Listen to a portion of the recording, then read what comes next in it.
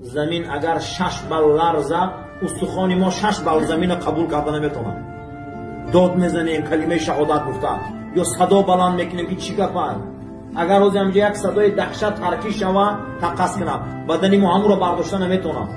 ما هیچ نیستیم، هیچیم. از همه بزرگترین خاکساری این سجده بوده. ای همه بزرگترین خاکساری چی بوده؟ سجده. از این سفیان بن عیینه را میپرسن که خاکساری چه تواضع؟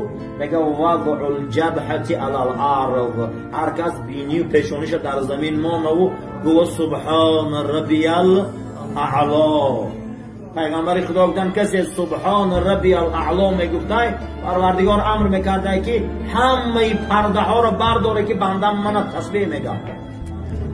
حضرت موسی از بین 600 تا 700 پرده با خدا گپ میزنه، اما امت پیغمبر در وقت سجده سبحان ربی الاعلا میگه 600 700 پرده برداشته میشود.